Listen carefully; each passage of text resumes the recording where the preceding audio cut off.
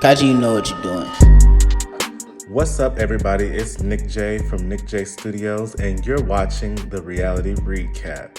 Now, let's get into all the things of the Real Housewives of Potomac Season 7 reunion. In this video, we're going to recap the first part of the reunion. So make sure you like, comment, and share. Then you'll also want to go ahead and subscribe to my channel and turn on those notifications so when I put out part 2 and part 3, you'll be ready to receive the tea. Okay, so first things first, let's get right into it. I don't know what this seating arrangement was, but it was very off kilter, very awkward. And I don't know what Andy and his goons are doing up in New York at the NBC office, the Bravo office, whatever. But we need to get it together because what y'all doing ain't working out. So, we have Andy, of course, in the middle. And on Andy's left side, you have Giselle, Ashley, and Wendy at the end. And on the right side of Andy, you have Karen, Candace, Robin, and Mia. I don't know why they chose to do that because that would definitely not, that if I was an executive producer on The Real Housewives of Potomac or any of these franchises, I would be doing something completely different. But Andy says that, because there were so many issues and so much conflict during the season, it was very difficult putting the seating chart together. And usually they don't sit people next to each other that, have been at odds. But that's exactly what they did. You put Mia and Robin on the same couch as Karen and Candace. Then you put Wendy only maybe 6 inches away from Giselle, who clearly they don't like each other. It's like, did we not learn from Real Housewives of Atlanta season 6 reunion when they put Kenya and Portia on the same couch? It's like, what are y'all trying to do? It's clearly you trying to make a fool out of these Black women on your reality shows.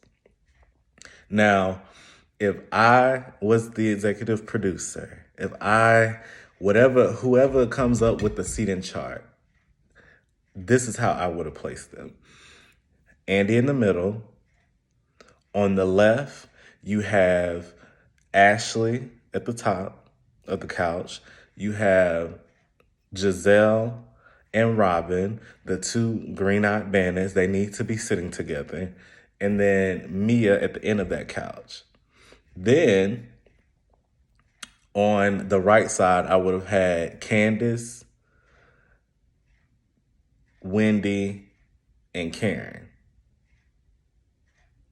Now, I know Karen had her issues. I guess they tried to,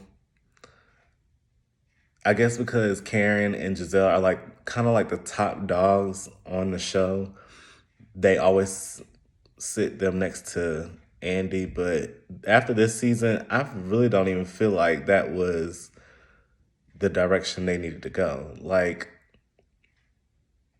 Giselle was involved. I feel like everybody was involved in the mess this season. Everybody was, messy, shady, everybody had a storyline. Not all of them were, true or with good intentions or anything like that. But everybody had kind of a storyline. So, and we've seen Ashley sit next to Andy before.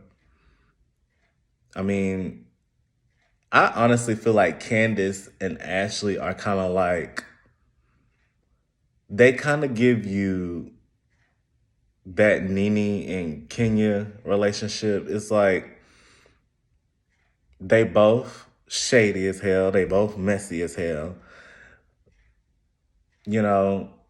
for the most part, they don't fuck with each other, but every now and again, they'll come around and be like, "Oh, hey, girl. Oh, yes, let's kick it." That's what I get from them. And I feel like they're like the younger, more funky, ready to read type of girls. So why not put them next to Andy? Um, but I digress. Now, if you are a housewives connoisseur like me, you know Andy gives these, shady intros and welcomes to the ladies at the reunion. Now, the two that got me the most was when he was like, Robin, hell has frozen over and you are now a married woman. How does it feel? And Robin gives, it feels the same as it did the last time, and it feels more legit. And it's like,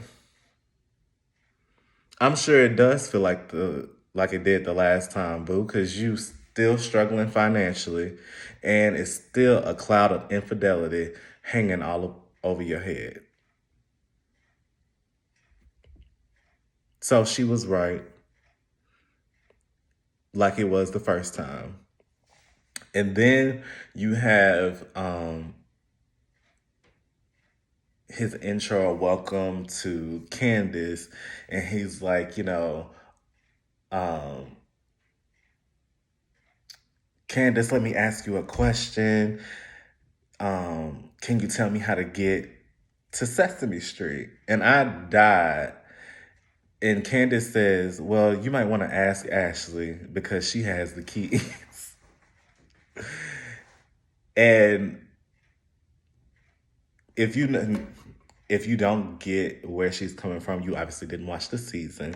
Um, Ashley had a friend that came along looking like Elmo, and was spreading all these lies about Chris and Eddie. But, we'll talk about that a little bit later. But Andy goes on to say, now, you're going to get a lot of side-by-sides with the Cookie Monster because of how her dress was designed. And she's like, well, how do you know it wasn't, by design? And I don't know if she was just kind of improvising off of him asking her that, but I could see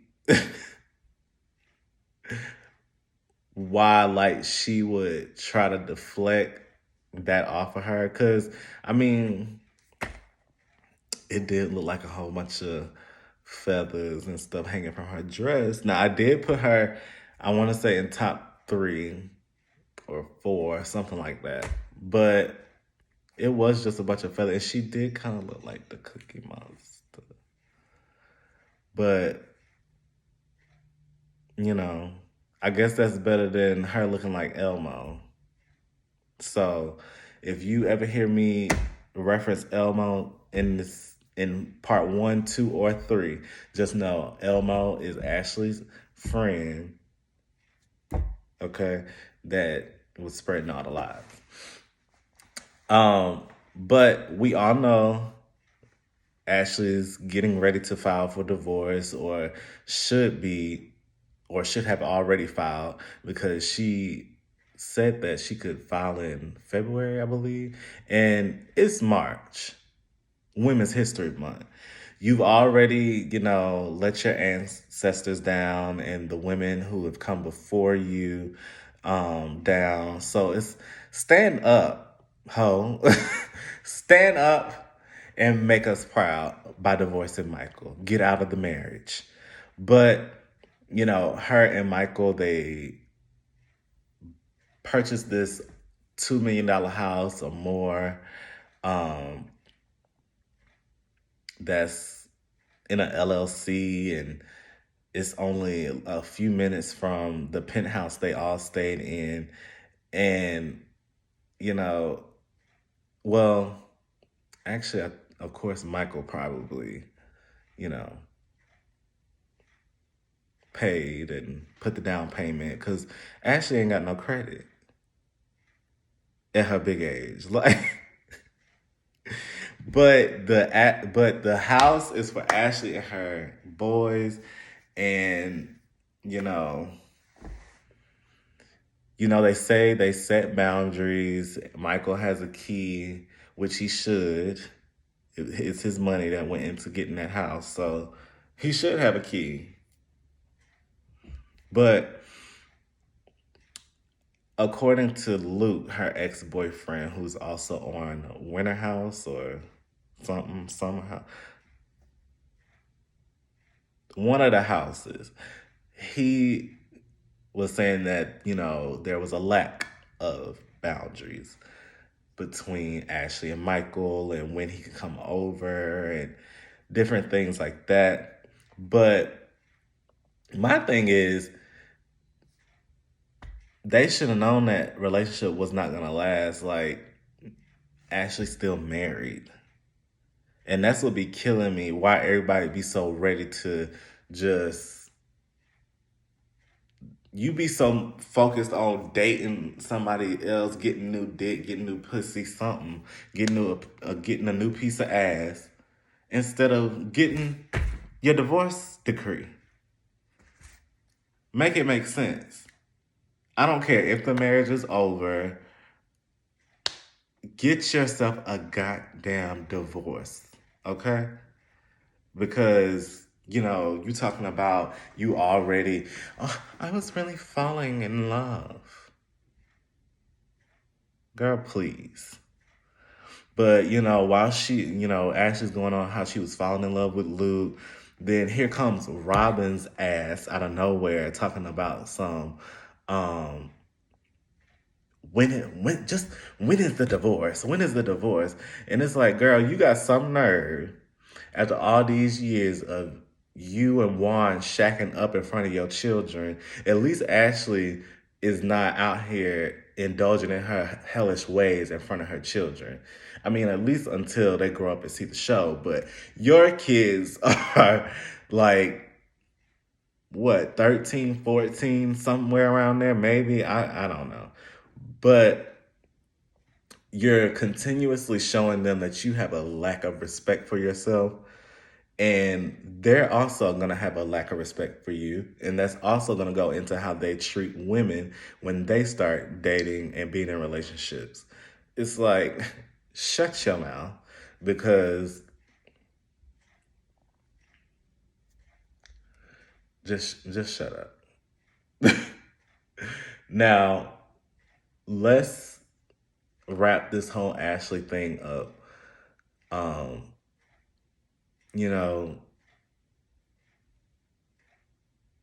She signed this prenup. She signed up to be this old white bisexual, married to this old white bisexual British man. Or is he British? No, Australian, child. But you sign up to marry this old bisexual Australian man, have his babies, be the nanny, the trophy wife, and you walk away with nothing but a house that you cannot afford, okay? Kids that you can't afford. And I'm pretty sure next season we're going to probably see the house go into foreclosure. Because how's she gonna pay for it? Unless Michael is gonna be footing the mortgage every month, which, I mean, if he like it, I don't know. But hopefully she'll get some child support, but Michael might have shut that down too. He like, damn, I got you the house. What else you want? But Ashley's basically Michael's child at this point. Michael got 3 kids. Dylan, Dean, and Ashley. So what have we learned, Saints? That Ashley lacks intelligence and Robin lacks self-respect. Okay? Now, let me just say this. It is very disappointing to see women just thirst for a man's money but sit on their ass and do nothing. It's like, get your ass up, go to work, get your own motherfucking mortgage and 401k and get the hell out. Stop living off of these men and thinking you a big ticket, like you don't know, like you're a gold digger at this point. That's my settlement on that situation.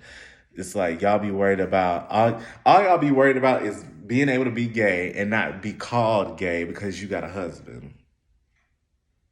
That's what I get from that whole situation. Ashley and Mia too.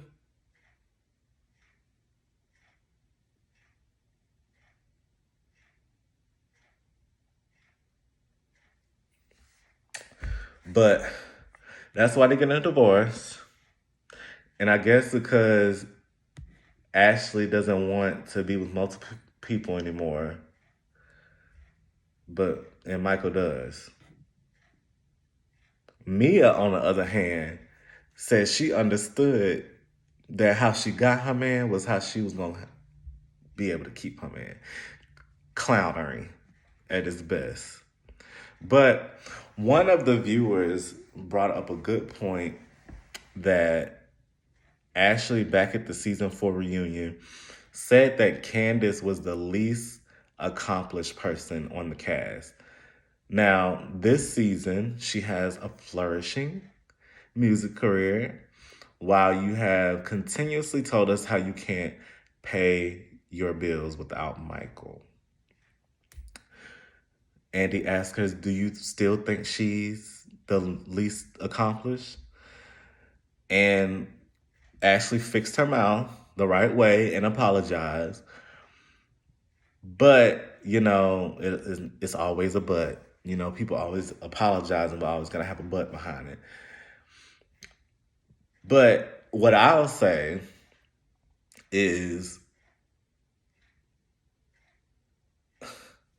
now that I'm thinking about it, Ashley has always been the least accomplished because that restaurant was really Michael's, which didn't do well to begin with. And then other than that, all she's doing is making TikTok videos, which I'm sure ain't making no money. Now, Candace has really grown on me this season. She acts like she has a little bit of wisdom and, she's learned from the past a little bit. Um, but she says that when she first joined the show, and she was living in a townhome that her mother helped her pay for, everybody had so much to say and judged her for her generational wealth. I like that. I like what she said that. She was like, yeah, it's my generational wealth. Which I understand where she's coming from. It's like, it's almost like the girls were jealous. And I would say I have had my own experience dealing with the same thing from some of my peers. It's like, you jealous of somebody that lives in a 2-parent household. Your parents are like able and are financially able and love you enough to do these different things for you, put you in good schools, buy you cars, buy like what you mad for?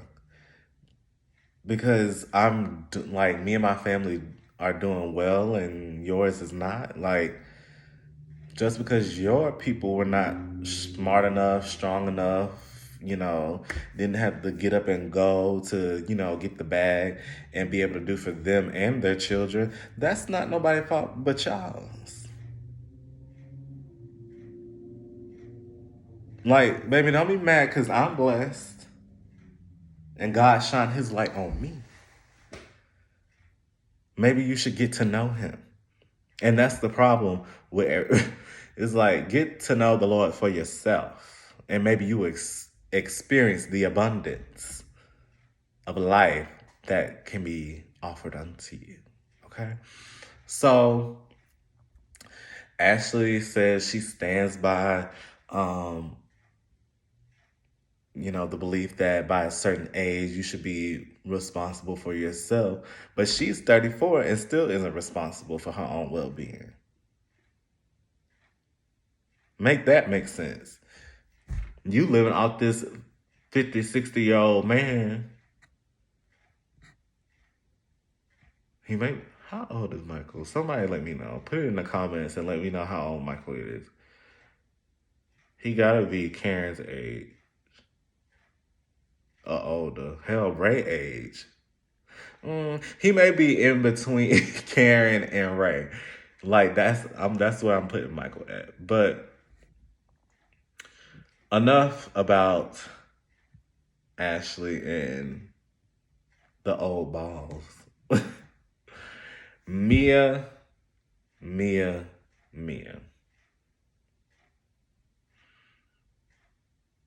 I'm going to try to make this as brief as possible because God does not operate in confusion. And that's all that Mia brings is confusion. She lacks clarity. She lacks clarity. Mia, we're going to talk about Mia's health.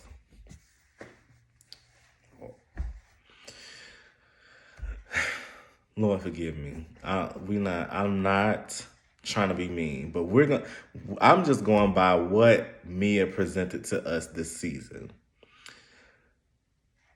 She says she has a large lymph node and a raised lump on her anal walls,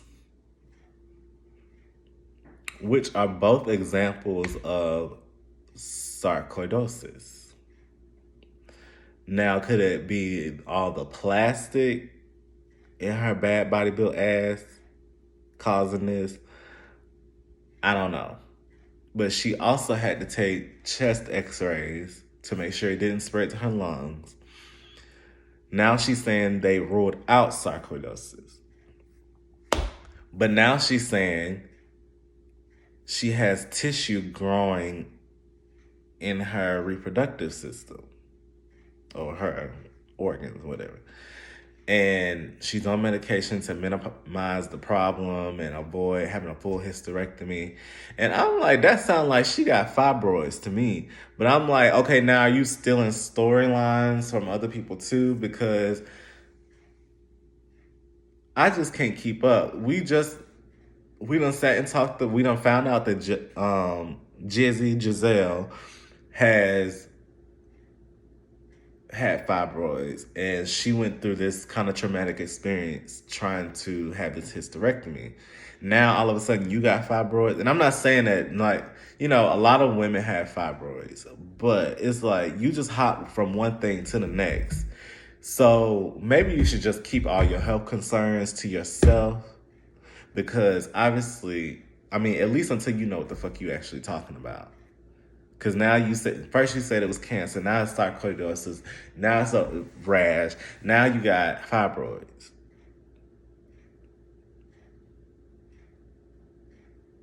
And that's why karma has been knocking at your door, Miss Mia, and you and Mr. G have lost all of your businesses to his brothers, but yet she's the CEO. I just want her to stop lying. It's like, please, you might be okay if you just stop lying. Is this what businesses know businesses look like? Because remember when she asked Ascala, was it last season? Ascala, how many businesses do you have? Now Mia has none. She's living off of her Potomac checks and her savings. She had to stop living bi-coastally in Maryland and North Carolina. I don't know where the hell that bitch from, but Bi-coastal is Maryland and California, not Maryland and 2 states below. You got North Carolina. But anyway, now she's in a little apartment up in Bethesda, and that's where she need to stay. Please don't bring this bitch back next season. Please. But, you know, one thing that's been really sad about the whole season is seeing how Giselle just continues to, season after season, come after somebody's marriage, imply something to make it seem like there's something more than it is. And it's like, you done ran Monique off the show. You done set up. Now, mind you, the first couple of seasons, her and Robin was on Ashley's neck. But, you know, whatever. But, you know, Giselle says that right after the season, she gets a DM from Chris saying that he was sorry that they didn't get a chance to speak, and he wanted to take the time to apologize if he made her uncomfortable. Now, she takes it as, oh, then he admitted it. Now we can move on. No, baby, that's not how it is. See how it's always something about, you know what, shut up. I'm not even gonna go there. Let's move on. She took that as an admission, which it was not. He said, if I made you uncomfortable, I'm sorry. And that's it. And come to find out, he actually sent all of that before he saw the season back and saw all the nasty embellishing of stories that she was giving all season about him, saying that he was a sneaky link, and you know, he was complaining about Candace and how he was unhappy. And she's like, I guess he expected me to say, oh, I can make you happy. And y'all remember that? See, it's always you done told the story. Now you sitting over here adding shit to it and making it seem like he a predator, which was not the case. And she basically was gaslighting the whole situation, and she's just now wanting to apologize after you done did this all season. You're not sorry now because you wasn't sorry then. So that's why Candace said, shove it up your ass. Shove it right on up there. But, and then she's like, instead of talking about your dwindling uterus, I'm like, Lord, have mercy. Now, Candace did get a lot of backlash online about saying that. But I can't stand when people just forget what somebody say or do to you, and then all of a sudden you want to nitpick at what my response is going to be. No.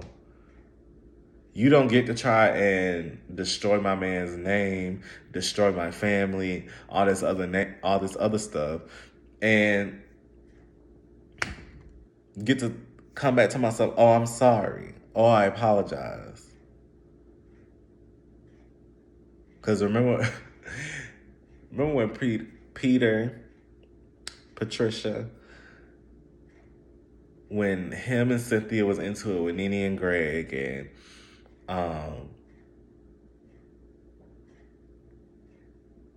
you know, Claudia was, you know, Nene told Claudia, you know, your clit left your body and all this other stuff, and how Peter was just like, you can't just say mean, nasty shit, and then talk about some, ooh, I apologize. Like, same here. You can't just be like, oh yeah, he a sneaky link and he tried to get with me and he unhappy and he want me to make him happy. Like, no, you don't get to say all this stuff and then now talking about stuff. I am apologizing. It's like, no, take it and shove it up your ass. But we've seen Giselle do this for years now. It's like her mission on the show is to do that. It is to destroy families and marriages. And Candace is just now getting her taste of it. But I don't know how she was so blind to it. I don't know why she didn't think it was coming her way. But I want to leave you guys off on a good note. Let's congratulate Candace and Chris for having a successful egg retrieval, being able to have 6 embryos, the possibility of having 6 kids in the future. Maybe we'll get to see that next season, hopefully. Candace, maybe Candace will be pregnant. But, like I said, make sure you like, comment, and share. Go ahead and subscribe to my channel. Leave all your thoughts down in the comment section. Anything that I talked about. Part 2 and part 3 will be coming out later this week. And, let's give it up for season 7. It was a doozy. So, it's reality television. What can I say? Again, my name is Nick J from Nick J Studios. And yes, that's a read. It's the Reality Recap, episode 2.